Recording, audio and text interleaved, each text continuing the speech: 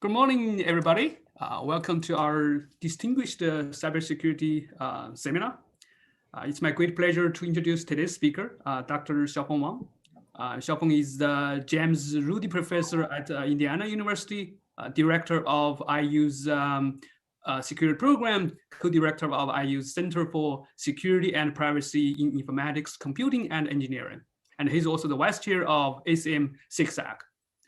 Xiaopeng has served the program co-chair of the ACM-CCS, the flagship conference in ACM Cybersecurity. Xiaopeng received his PhD from Carnegie Mellon University. He is considered to be among the most prominent system security researchers, a top author according to online statistics such as csranking.org. Xiaopeng is known for his high-impact research on security analysis for real-world systems and biomedical data privacy, particularly the project he led on novel side-channel analysis and discovery, payment and single sign-on API integration, Android and iOS security and IoT protection have changed the way of how industry builds secure computing systems. And he's also a pioneer researcher on human genome privacy and a co-founder of the ADASH genome privacy competition. And most recently, he's actively working on computational computing, AI security, security in cellular networks, cybercrimes, and IoT security. Xiaopeng has received numerous awards, including award for outstanding research in privacy-enhancing technologies, the PETS Award, a best practice paper at Auckland Conference, a distinguished paper from NDSS. Xiaopeng is an elected IEEE Fellow for his contribution on system security and genomic privacy. And his research has been extensively reported by public media, such as CNN, Forbes, Nature News, etc. Xiaopeng, floor is yours. Thank you. And thank you, and Zhiqiang, for the invitation and for the introduction. Yeah, I'm very happy to be here to share with you guys our research in the confidential computing in the past few years. And a part of the work is a joint research with Inqian, and who was a faculty member at OSU. But before I come to the talk, first I would like to tell you a story. Right? Back a couple of years ago, a student of mine complained to me that system security research is just too hard. Right? You have to spend months of effort to find a topic, and you have to spend even more time to build up a solution, to build up a design to solve the problem, and then implement the system and do the experiment, come up with a paper. The circle would be 6 months, sometimes 1 year for a single student, right? In the end, your paper may not get accepted. It's very frustrating. And then you compare with a researcher in other areas, for example, AI. and I'm not talking about AI is easy, but what happened there is sometimes you come up with the idea. In a couple of months, you can have a mathematical formulation of the problem. You can do some simulation or adjust the parameter, and you may get a paper published. And but one fact is, and most important fact is, for some AAA and EJK paper, and the size of paper only 6 pages. Well, for the system security your paper, you need at least 12 pages or 13 pages. Right? And so the student told me it's so unfair. But what I told him is, and don't look at just what happening today, and please look back at the history. Right? Guess what? When I graduated 16 years ago from Carnegie Mellon, and half of my dissertation was on AI, on machine learning. I published a paper on triple AI, I think in 2002, and then NIPS in 2002 and 2003. But when I graduated in 2004, I couldn't find a job using my AI credential, because at that time it's end of AI winter, right? And you just have a few top conference paper in AI from AI, and you may not be able to find a good position. The reason I in the end I landed a faculty position because the other half of my dissertation is on security. And the interesting things observed back in 20 years is each area has its up, has its down, right? Some area become very hot, but all of a sudden it cool down. But no matter which area become popular, there's always security and privacy challenges. There's always a security and privacy opportunity.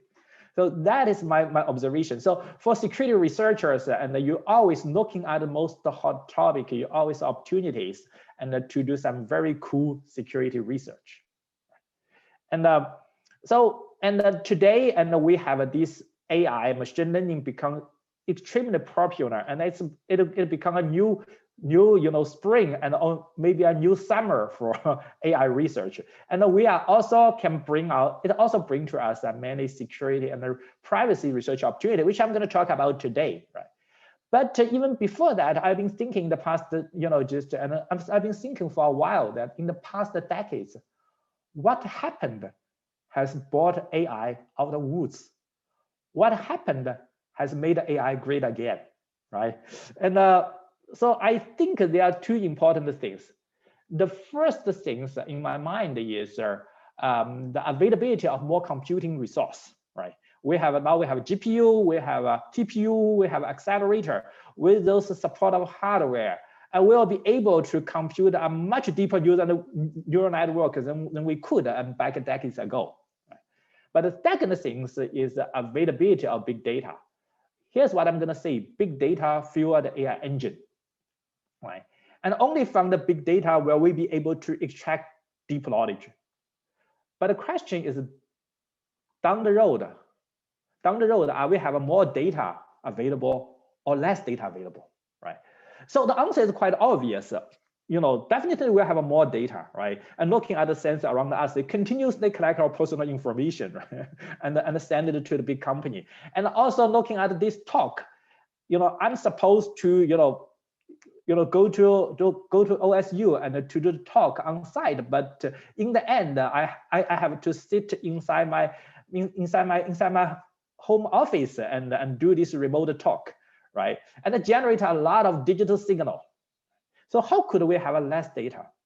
But just because more data will be produced, does not necessarily mean more data will become available to support AI and machine learning research and development. Why? Because there are big hurdles. I think the major hurdle is security and privacy, right? And back, looking back 5-6 years, and every year we have a big splash of data breach. We have a Home Depot and Hiker. We have this and Yahoo data exposure equal facts. Half of population in this country have the data disclosed. And Facebook data leak may even affect presidential elections. And recently we have this SolarWinds and also big data exposure. And in response to those data breach, and people just put more policy and regulation barrier in place. For example, in Europe we have GDPR. In US we have California Consumer Privacy Act. And in the end, those regulation policy make data sharing and increasingly hard, right? So although have more data being produced, but people are aware of their privacy, and the pressure has built upon those legislators. And so in the end, and we may not have more data available and for research, right? So how are we going to solve this dilemma? On one hand, we need data. We need a lot of data to build up AI models and to support the progress of science. But on the other hand, we need to mindful of individual people's privacy, right? To strike a balance between these two, and the one technique we have is how about we can use the data without seeing its content, using without seeing, right?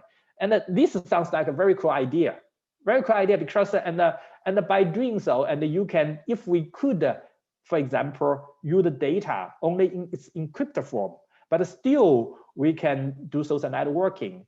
And we can do target advertisement, and still we can analyze the pandemic without seeing the content of data. And you could imagine, and we can strike a balance between the privacy and the utility of the data, right? So even if those big company, Facebook, has been fully breached, and all the data has been exposed, it causes no harm because even Facebook itself cannot decrypt the data, right?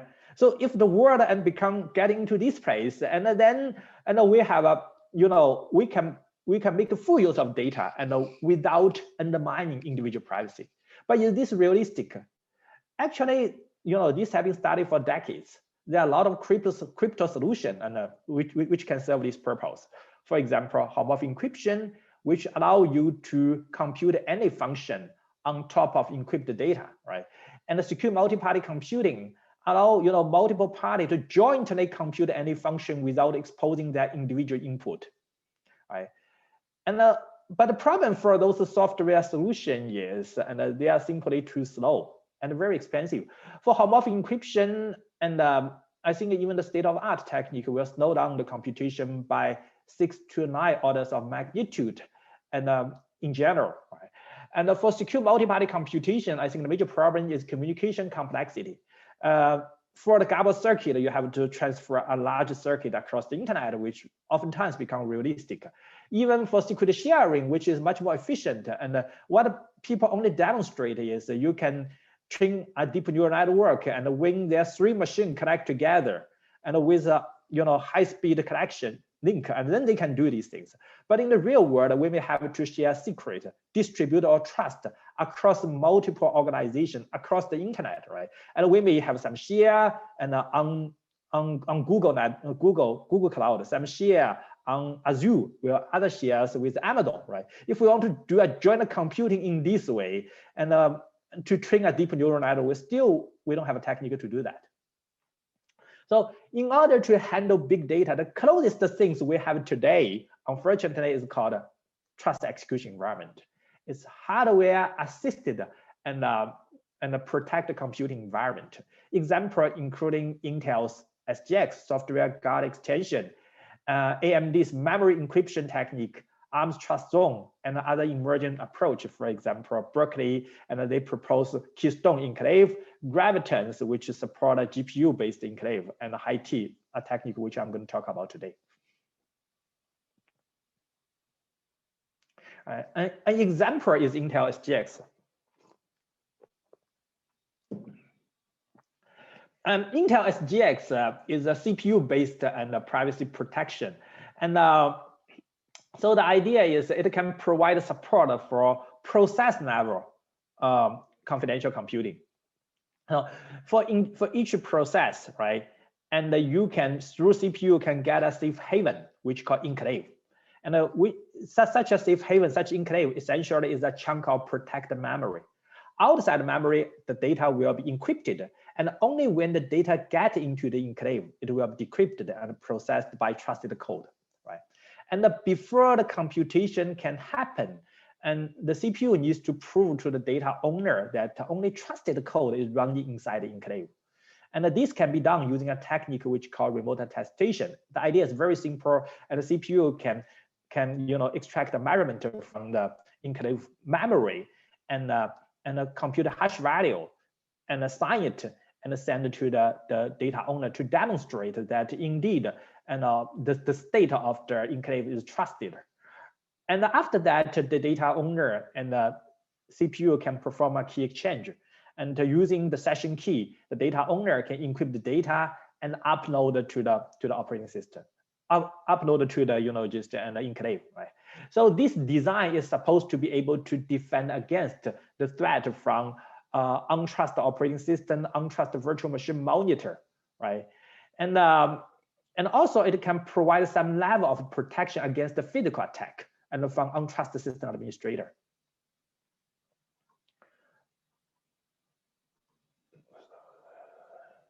Sorry, and but from the security researcher's perspective, and looking at these designs, we are always asking the question: is it secure?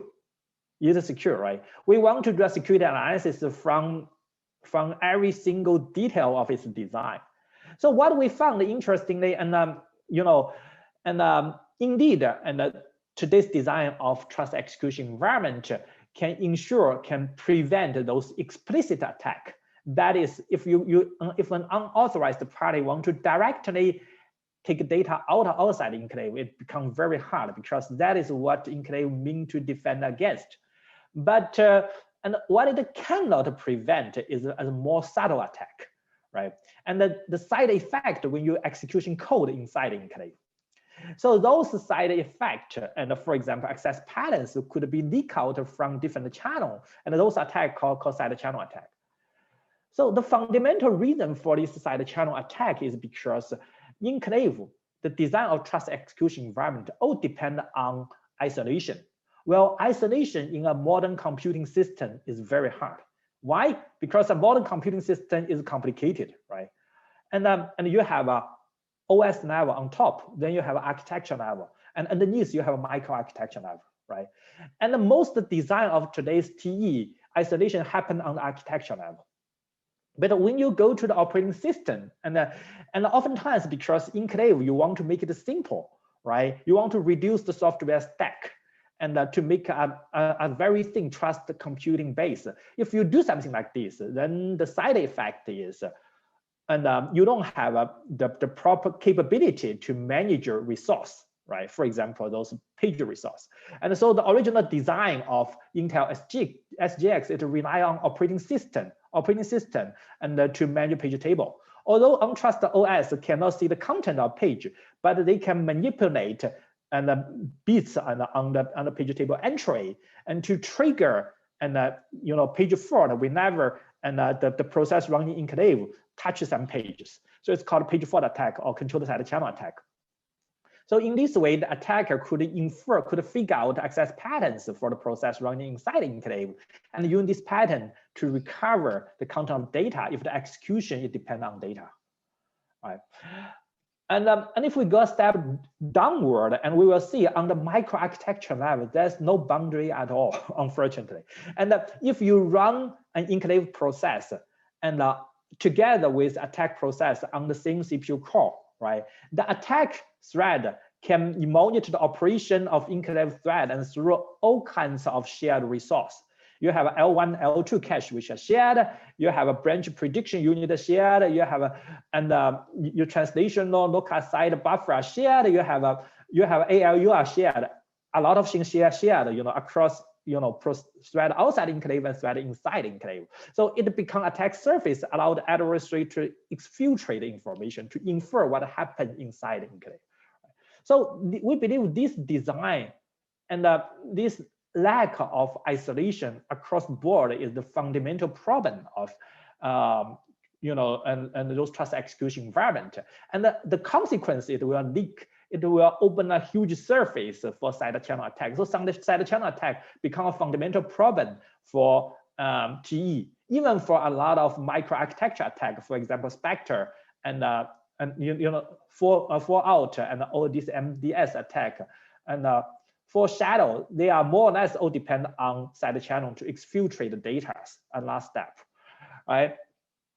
So the question how to reduce side channel attack, we have two solutions. The simplest way is we just whack-a-mole. We just whack-a-mole. Whenever we found a problem, we found a solution. We found a problem, we found a solution, which is not a good idea because people criticize and this security approach is very much like an arms race. And we solve this problem, but new problem pop up, right? And increasingly, and you make the system complicated, and the result is you open another attack surface. So another direction, and we've been thinking and together with Yingqian, back 4 years ago, is we consider, can we find some overarching condition, and behind all possible side channel, right? For example, if we can find a necessary condition for the success of every single side channel attack, then we win, right? Because once we remove this condition, we can completely close the attack surface, not only for the attack we know today, but also for the attack yet to be discovered, right? And if we can do these things. So what we're trying to do is, can we find these overarching conditions? And unfortunately, and so far we haven't found those conditions yet, but I think the next to the best things, and we found something close, right? And not the necessary condition for all possible side channel, but for a large category of side channel attack and microarchitecture attack. So back 4 years ago, and we systematically analyzed memory infrastructure and inside SGX. So interesting observation we have is for many side channel attack, right? And they inevitably they will trigger interruption, and the interruption will cause a synchronized and enclave exit AX, right? And for example, in the page fault attack, you will trigger, just the attacker will change the present bit, which will cause page fault inside enclave. In the end, we'll call AEX, right? And those AEX can be observed by the process running inside the enclave. So if you continuously observe those high frequent AES, and you can have an anomaly detector, which tells you something wrong outside, right? And indeed, there are some approach, and for example, SGX, they are using those observation and to build up a protection inside the enclave. But there's one way to bypass those protection and to avoid generating any interrupt. So those approach all depend on hyperthreading. That is, you running attack thread side by side with the enclave thread, right? And if we take close look, and we found this same core attack running attack thread side by side with the enclave thread actually is a significant attack surface for a lot of side channel attack, a lot of microarchitecture attack. For example, and L1, L2 cache, right, attack, and for example, and on the microarchitecture, I have a Spectre, and for shadow, and also many MDS attacks. They all rely on running on the same core that also operate the enclave thread, right? And because on the same core, they just simply share too much resource, and they have share L1, L2 cache, share all kinds of buffer, share branch prediction unit, share ALU, right? And also, if you are running on the same core, and you will have a fine-grained observation about what happened inside the enclave. If you are using a different core, yes, you still can observe something through NAS9 cache and other channels, but the granular, the resolution observation and could be relatively coarse, right? And so we found closing this attack surface on the same core and will disable a large category of side channel attack and microarchitecture attack, right? Although it's not an overarching condition, but it's one of the important conditions, right? And so the question is, how are we going to do that? The simplest way is we can turn off hyperthreading, right? And this is allowed by Intel, but we significantly reduce the performance, right? So the question is, how are we going to maintain the performance of hyperthreading? But in the meantime, so we can also control this side channel leak and microarchitecture attack. So first, what is hyperthreading? Hyperthreading is Intel's proprietary implementation of simultaneous multi-threading (SMT). The idea is very simple on a CPU core, right? And modern CPU core is designed to handle two strings of execution at the same time. So in other words, you have two threads running side by side inside one CPU, and inside one CPU core. Inside this core, you have two sets of registers, so they don't need to do explicit context switching, right? But in the meantime, they also share a lot of resources. They share cache, they share BPU, they share LTB, right? They also share ALU, they share all kinds of buffers, right? So if attacker can manage to run a thread on the same core as the one that also handling enclave thread, then it can exfiltrate a huge amount of information. And also this is doable because we assume the operating system is untrusted. So how are we going to solve this problem, right? And so again, the idea is we don't want to turn off hyperthreading, but in the meantime, we want to effectively manage its resource sharing and protect the enclave thread. So the idea we come up with and back 3 years ago is called Hyperthreading. And the idea is very simple. All we want to do is we run two threads. One is protect thread, the other called shadow thread on the same CPU core, right? We fully occupy that same CPU core. Then we exclude those attack thread and any opportunity that also running on the same core to monitor our protect thread. Of course, both threads, they are also workers. They're also doing useful jobs, so we don't waste the computing resource. And in order to do so, keep in mind that operating system on trust, so OS could move one thread outside the physical core and assign it to a different core. Right? So at the beginning of this execution, they need to run a collocation test to ensure that indeed they are running on the same core. If the collocation test becomes successful, then the next step, and they can continuously monitor AEX right? Because if both threads running on the same core, if later on the attacker moves thread to another core, it must trigger AEX, right? So whenever observe AEX, if indeed the attacker move one thread and to a different physical core, then we have to run collocation test again. If the collocation test fail, then we know something wrong, so we terminate the operation to prevent an attacker from stealing and all the sensitive information from thread. So the key is collocation test. And we come up with a very smart idea. We're using contrived data risk. Risk condition is a very bad thing for the concurrency, but we take advantage of this bad thing and turn it into a protection. So the idea is very simple at a high level. And in a physical core, and we run both protect thread and shadow thread. And also we have a protected variable. That variable shared between both thread and inside enclave. Because the variable inside enclave, so it cannot be touched by the untrusted process outside enclave. So, and both thread will read and write on the same variable, for example, and the protect thread can write 0 to the variable and wait for 10 circles and read out the content from the variable, right? Well, the shadow thread continuously write 1 to the variable. And if both threads are running on the same core, then they communicate through L1 cache. The communication is very fast. It's almost instant. Whenever you put a value to the variable, it shows up to the other thread instantly, right? So as a result, as you could see here, is the protect variable write 0 and wait for 10 circle, while the shadow thread continuously write 1 to the variable. So the protect thread will find out the value is 1 with very high probability. But if in the other word, an attacker meant to assign both threads on different physical core.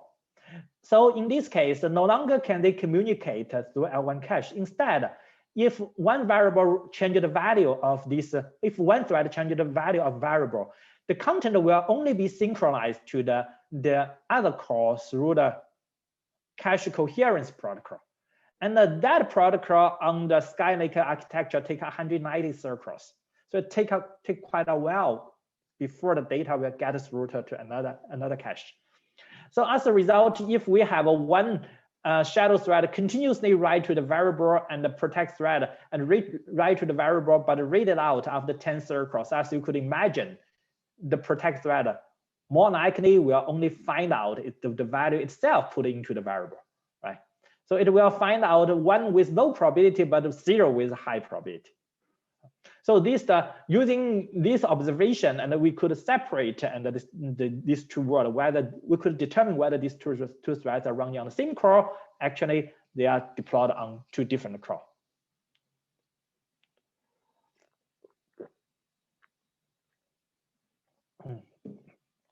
Okay. So in our real design, what happened here is, and we let both threads and both continuously read and write on the same variable. So as you could imagine, again, and if they are running on the same core, and the communication time is short, so each time for each thread, and whenever you read out content from the variable, very likely just find out the content written by other party. So at least 50% of chance, right? You can find out the content written by the other party. And well, if both threads are just running on different core, then the communication time is much longer than the operation of the execution of individual instructions. So as a result, and whenever you read from the variable, very likely you can only find out the content written by yourself, right? So it's no longer can you easily find out the content written by the other thread. So using this approach, you can differentiate between these two worlds. Of course, the real design of protocol is much more complicated. Instead of just simply writing 0 and 1 to the variable, both threads they are writing a sequence of value, non-overlapping sequence of value to the variable, so they can synchronize their operation and precisely determine which stage they are in. So built on top of it, we can using a hypothesis test to find out if indeed both threads are running on the same core, actually, or are running on 2 different cores. We use this technique, we build this technique into a compiler. It's on top of LLVM architecture, right? And the compiler will instrument the collocation test code and to both thread. So in the end, and we can perform synchronization, then run the collocation test. If it succeeds, then we continuously check the occurrence of AEX. Whenever you AEX detect, you go back and do the collocation test. Right? If it's failed, then we abort.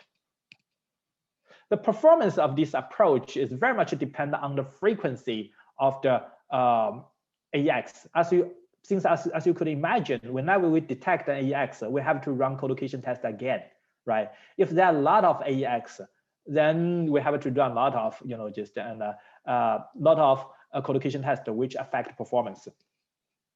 So in our research, we studied the performance impact on Nbench, this micro benchmark. And what we found, even we have 1,000 AEX occur per second. So these are higher than what we observe on the normal system in the absence of attack. And the overhead, the average performance and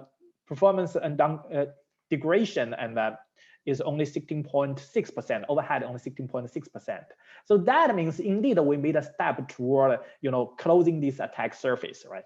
Although this work and what we propose is only preliminary, but we show it's feasible to find out some overarching condition to disable not a single side channel attack, but a category of or multiple category of side channel attack and microarchitecture attack. And so I continue working in this direction is to find out other condition which behind the remaining side channel attack and microarchitecture attack, and come up with the most efficient way to disable those conditions. Then in this case, we can have a full protection against the threat and to the side channel weakness in today's trust execution environment.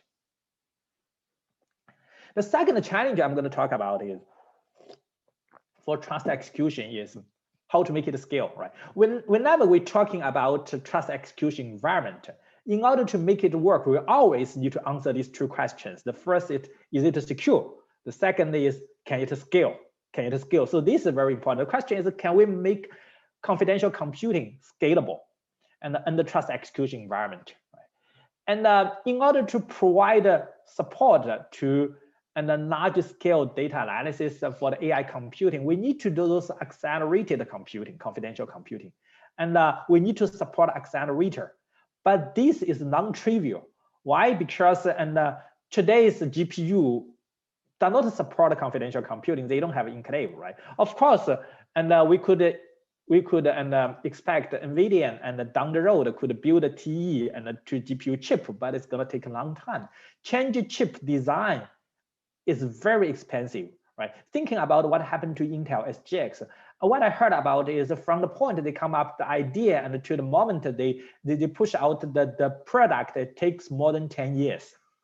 So I'm not going to say it's going to take another 10 years for NVIDIA to build up this enclave protection to GPU, but I think it's going to take a long time, very long time. And also imagine GPU is a very expensive device, right? And if we have to do confidential computing and throw away all these GPU device, and then the expense is very high, so just wasteful. Right? So the question we were asking is, can we enable immediate support for confidential computing on today's accelerator? Can we do something like this? So we were inspired by the way we do this heterogeneous computing in today's cloud and data center. What happened here is, and for those data center, we have a computing resource and CPU-based computing resource, and also GPU, TPU, and accelerator FPGA. Right? We have the centralized resource management, and we provide support and for different tasks on demand. Right? So the question we ask is, can we do something like this? Can we provide a centralized management and the resource assignment for those accelerated computing resource, for those GPU, TPU, and the accelerator, right?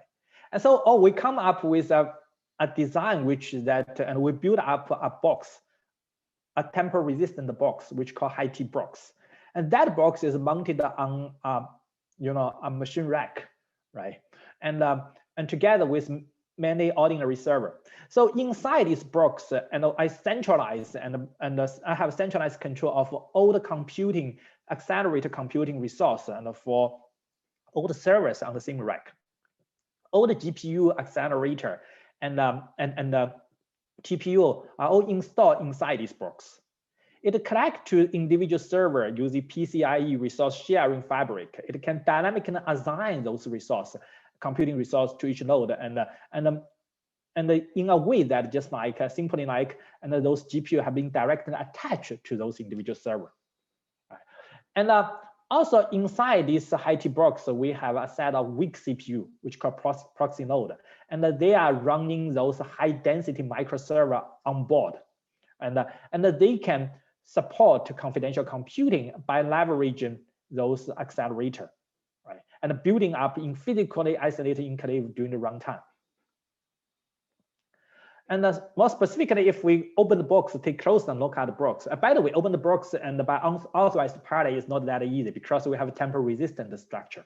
If unauthorized party open the box, it will be detected and the data inside the box will be destroyed, will be removed. Right? And but if you look at the design inside the box, what we will find is, and we have a security controller, which is the trusted computing base, right? It including a management CPU together with a FPGA coprocessor, right? And both are formed trust computing base. And then they are control this PCIe switch. PCIe switch just like PCIe bus. It provide end-to-end high performance collection, but and now it is much more flexible. It can dynamically configure just like a router, a switch, right? And to connect both different device and the server together.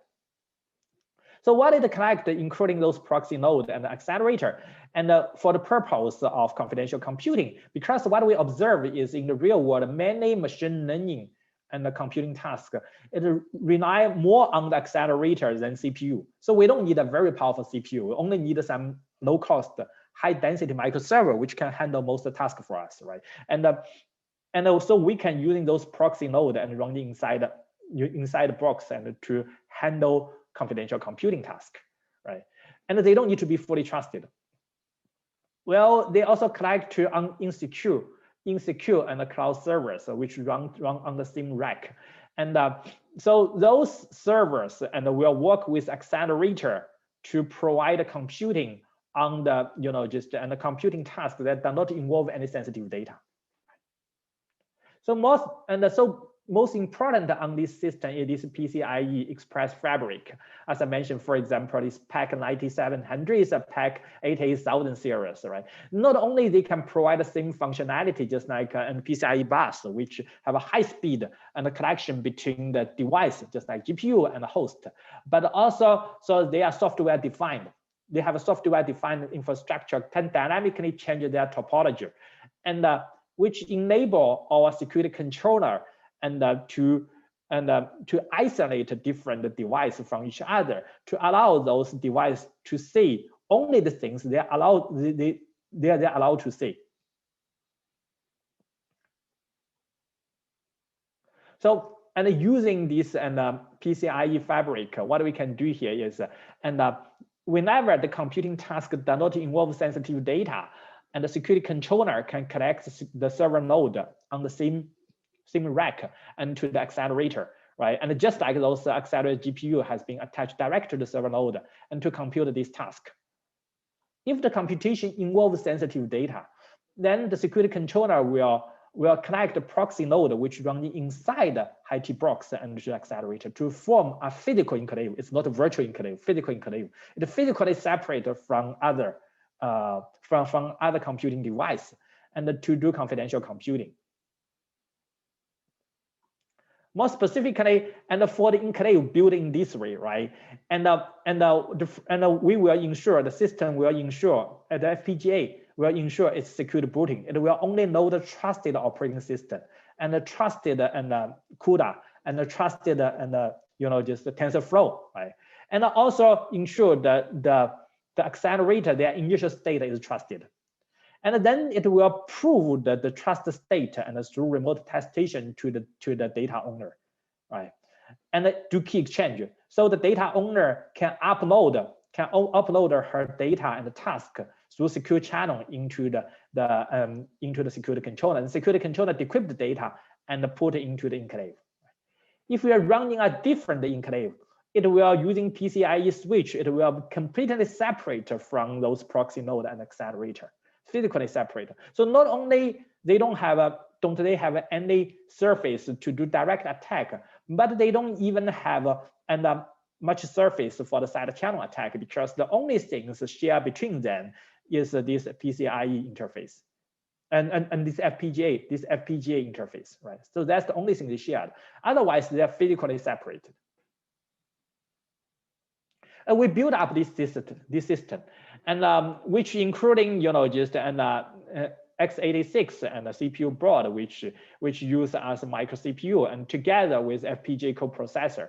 And of course, this part we can simplify and using RISC-V later, right? And also, and for this and for the proxy node, we're using onboard high-density microserver.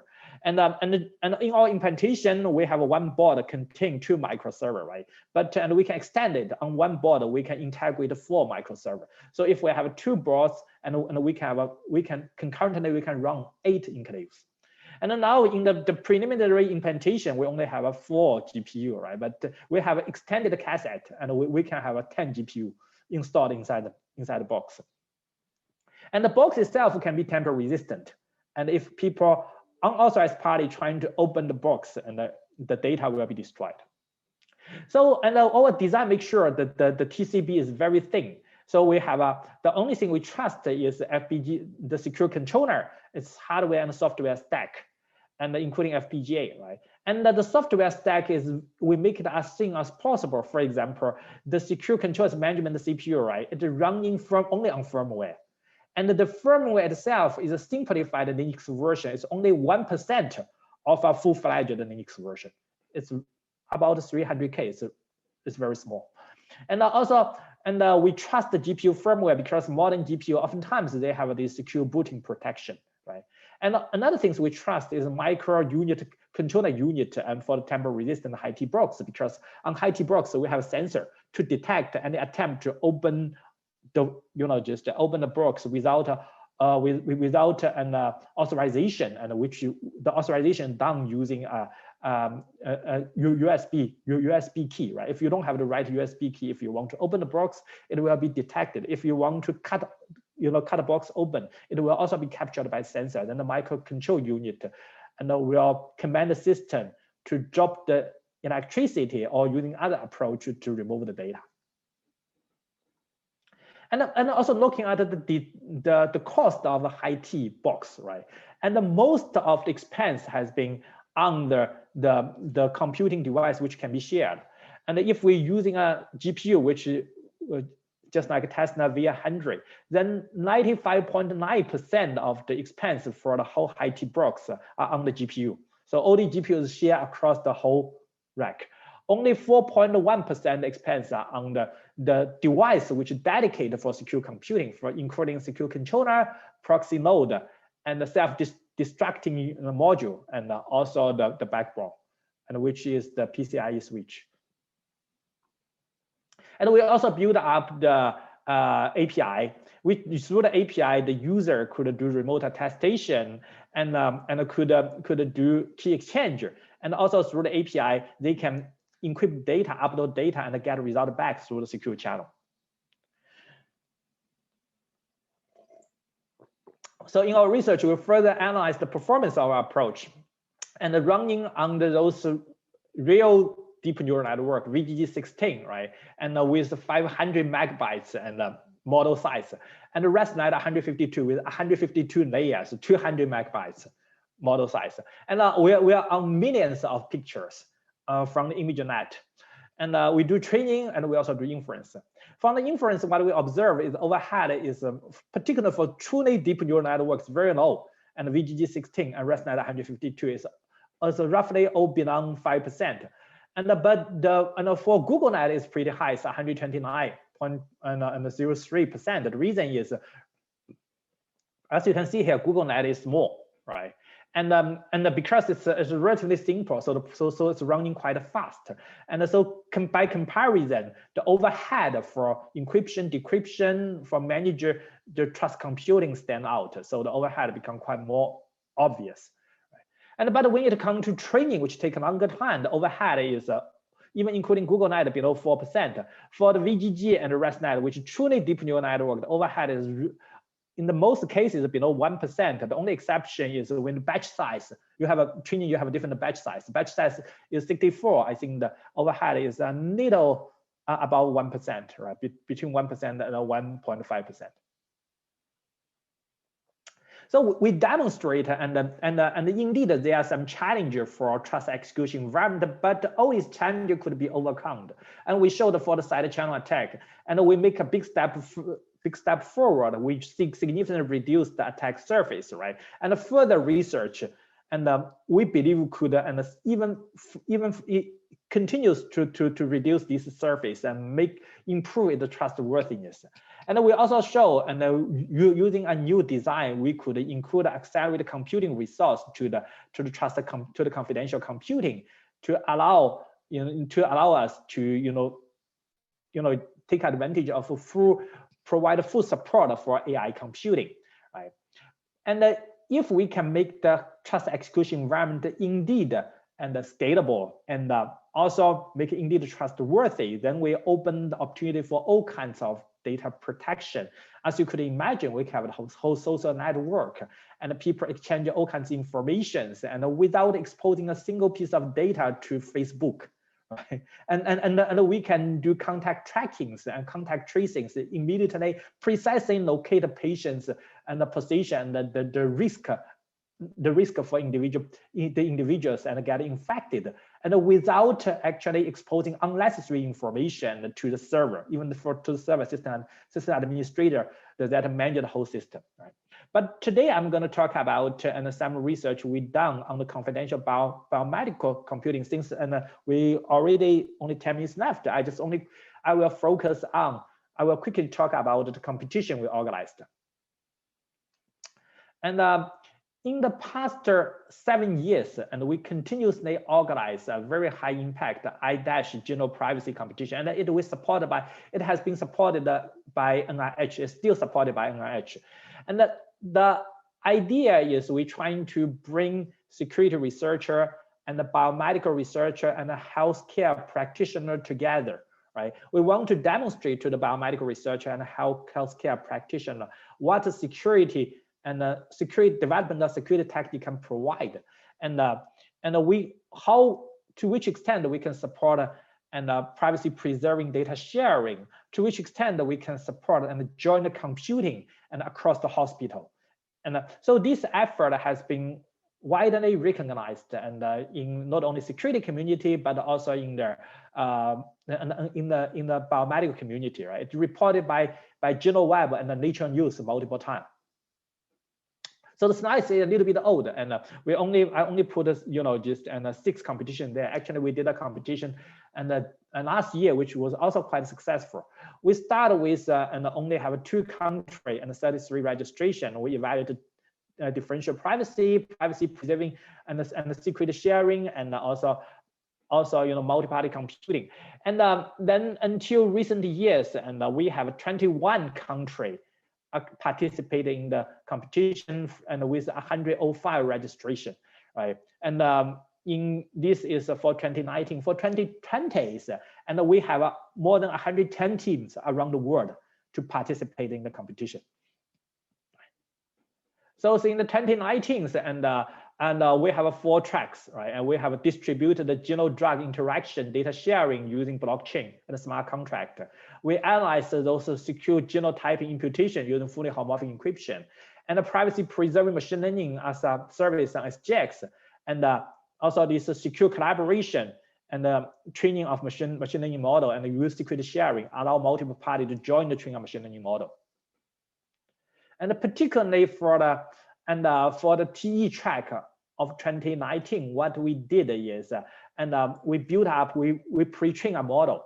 The model is for the purpose of predicting the response of cancer treatment, right? And the model has trained over 100, breast cancer samples and DNA of, just 100 breast cancer samples.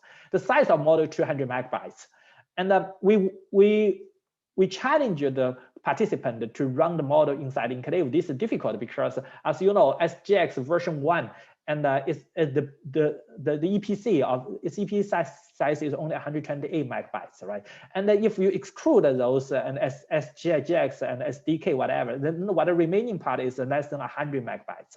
And then the model is 200 megabytes. You have to reduce the model, and without undermining its performance. And you need to be mindful about the information leak, right? So I think the winning group, they can achieve 98% of accuracy, which is good, but the inference speed is still slow, right? It's near 1 second, right? That means, and there's still a long way to go. And I think one reason behind this slowdown is because the SGX cannot support accelerator, cannot support GPU, right? And otherwise the speed will be much faster. So this is computation which already end, and the slides are a little bit old. And we have a track to support multi-label tumor classification, homomorphic encryption, and using SGX and to do privacy preserving clustering of single cell transcriptomic and data in SGX. And then we did federated learning, differential privacy federated learning for cancer prediction model, which again was quite successful. Okay, so it's almost 1 hour. So, and to wrap up this talk, I think there are a set of big questions and we need to ask for confidential computing, right? And I think the most important thing we will ask is how to make it secure and how to make it scalable, right? And the most important things here, I think, is this question. Is how to narrow the trust gap between trust execution environment and the crypto solution. So if we look at those crypto solutions, right, and those solutions, they have been proven to be secure, although the proof is a reduction to hard problem, right? And it is questionable, but there's some security guarantee they can show off. And the other things is for the crypto solution, and they do have some assumption on the trustworthiness of hardware. But they don't rely on it. They don't rely on the hardware manufacturer knowing the secret key, right? So they do assume that the hardware piece does not including Trojan. So during the encryption decryption process, the Trojan can steal the key, right? But they never, and the crypto solution will rely on the hardware manufacturer to generate the root of trust. And well, for the trust execution environment, today's major problem is, number one, and the design has not been fully verified. The implementation has not been fully verified. So it's quite messy. People don't have trust on it. So the next important step is how we're going to fully verify both design implementation and make the design open so people can have trust on the security guarantee provided TE. And just like we have a kind of confidence in those crypto design. The second thing is today TE design, you still rely on hardware manufacturer, Intel, for example, to implant the root of trust into CPU, right? And how are we going to change this situation? And to hand over the control of root of trust to the TE user. So if we can, so I think these two issues will be at the center of the TE development in the years to come. And once we successfully address these two problems, and then the advantage of trust execution environment in terms of performance will stand out. And this will help us to enter a completely new privacy era, enable us to do a lot of things we cannot do today, including joint across the hospital, joint analysis even across the country, and analysis of just the patient and finding out the best reaction, best response to a healthcare crisis, right? Including just as I mentioned, and the social network and extensive social network, extensive collection without sharing a single bit of plain text data to those big corporations, Google, Microsoft, right, and Facebook. If this could happen, then the world will become much better place. And we're still enjoying today's convenience, even more convenience.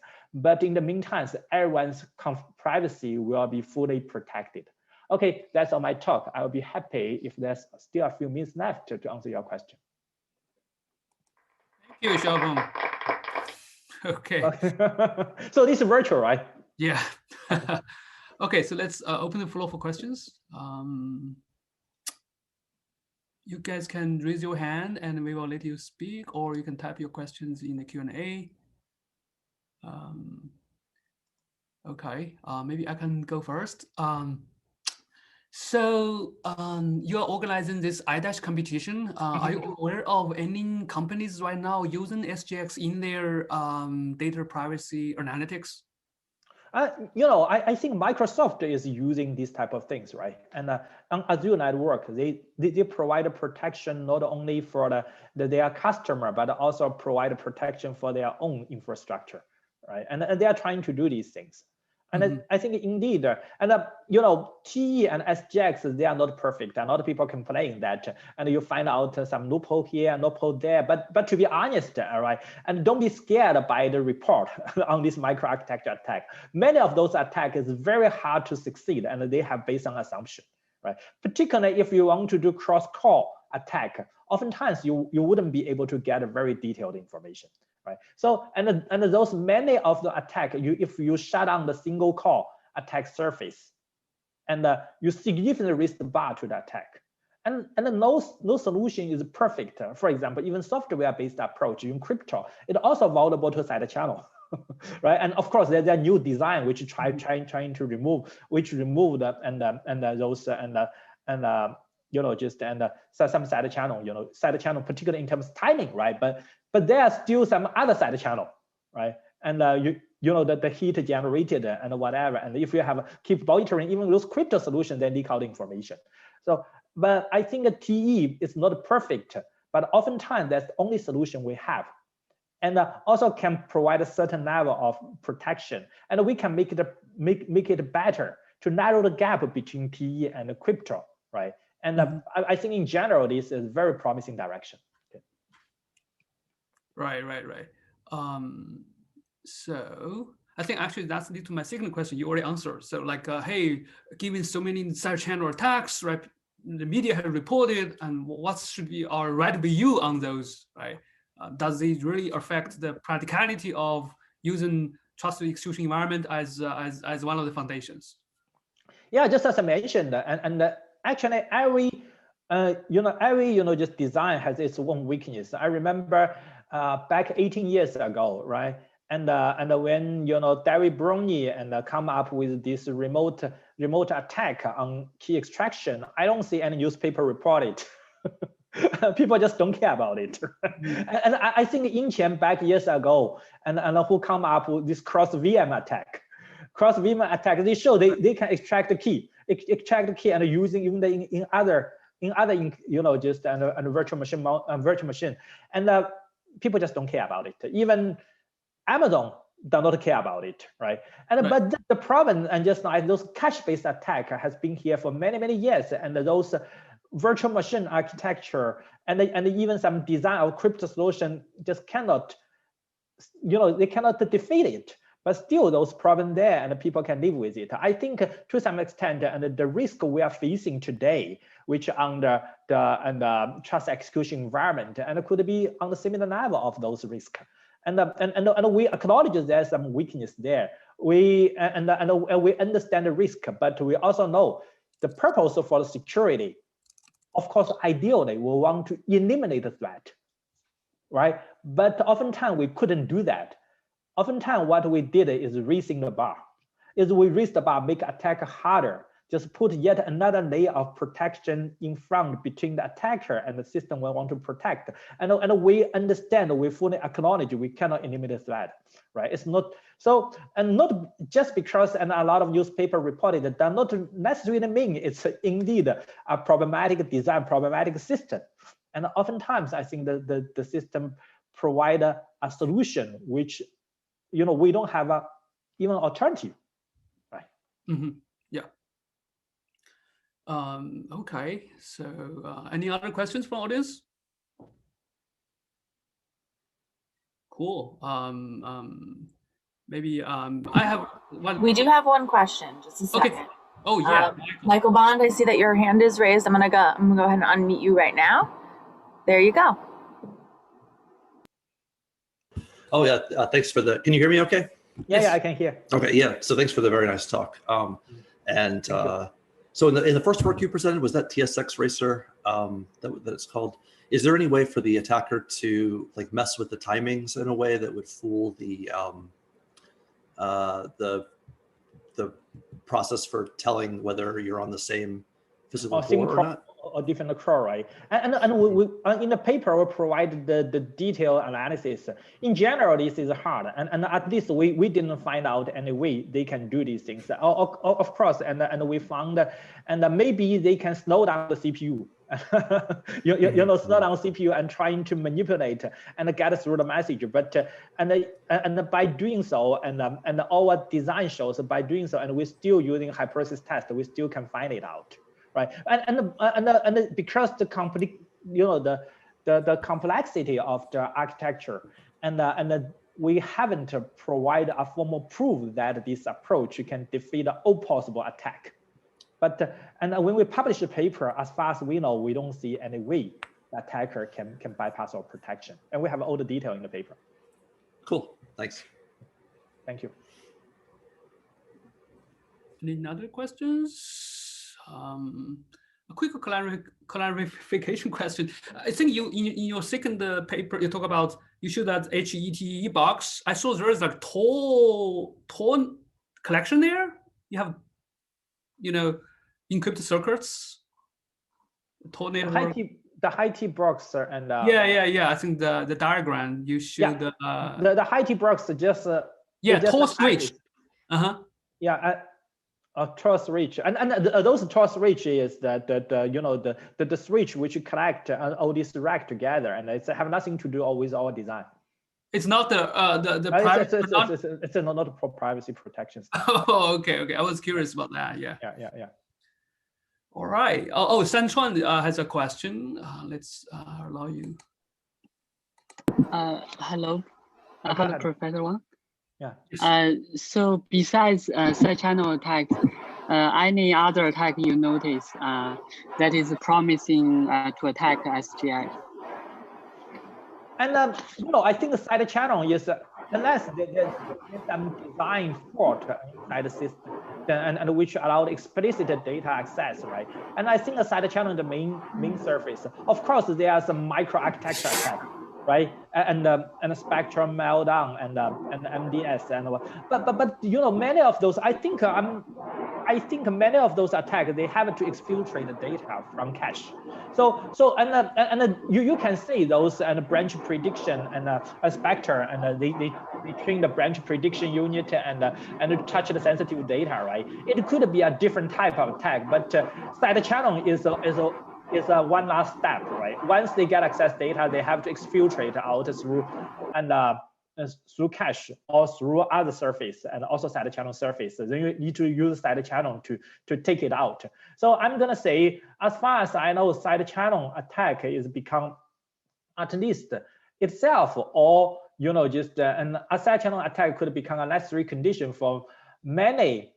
I think almost all the just the microarchitecture I'm aware of, right? And you know, just you have to using this side channel extract data. But interesting things for some side channel attack, using using cache to exfiltrate the data from enclave. Well, for other side channel attack, for other microarchitecture attack, the exfiltration already happened at microarchitecture level, for example, and using MDS, right? Data already put into some buffer, and which controlled by the attacker thread. But the attacker thread itself cannot directly access the content of the buffer. You have to use cache using your own to find out which the content of buffer which belong to the attack thread. But either way, you have to using side channel to finally get the data, right? That's what I'm aware of. Mm-hmm. Right. So there is one question left in the Q&A. Xiaopeng, can you see that? Hold on. The Q&A, maybe I can read it. So the benefit to employ AI method and machine learning to help reverse engineer to defend the attack.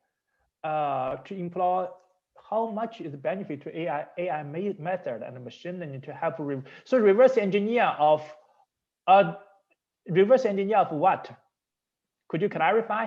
Maybe it's ask a general question, I think. it's very general, right? How to use AI and the machine learning to yeah, using AI and the machine learning they can do different kind of reverse engineer. I don't know if you are referring to the reverse engineering of a program, right? And I don't know if you're talking about to reverse engineering and using AI as a tool to attack another system, right?